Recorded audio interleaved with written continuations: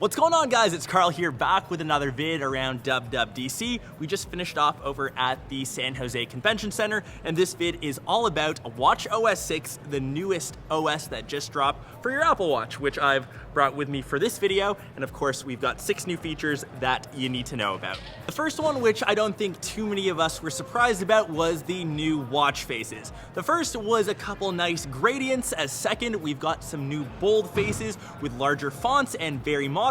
The California face, which is pretty fitting as we're here in Cali and it's very iconic. Third was one I think, Nick, you really liked. You could actually track the sun movement. You could even scroll through the little dial to see where the sun would be, I guess, during the day and at night if you're one of those night owls. Love me a sunset. Sunsets. Number 2 is taptic chime. So in addition to hearing obviously notifications or having haptic feedback, a taptic chime, when you get a little vibration on your watch, you will also hear a chime sound. And a good example in the keynote was a nice little bird chirp. Nature. Very Apple-esque. Number 3, we got a ton of major app updates or apps that didn't exist yet on the Apple Watch. First off is audiobooks. We've got voice memos, and even for those of you that want to use a small little calculator, you can now get one on your wrist, split tips, and calculate that all from your watch. Would you use that, or would you just use your phone?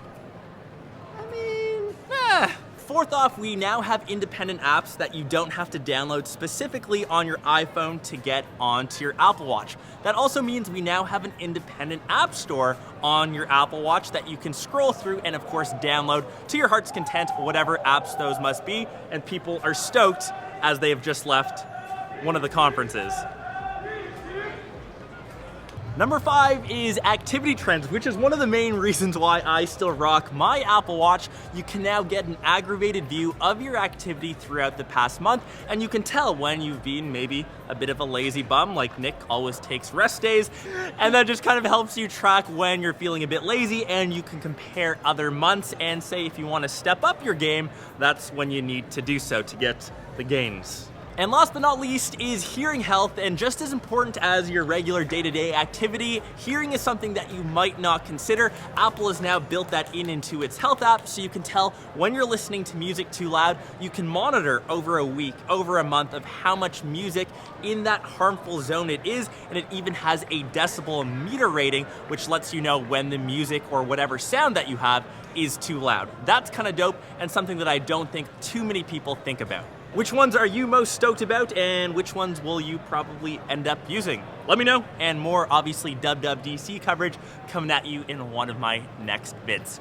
Peace!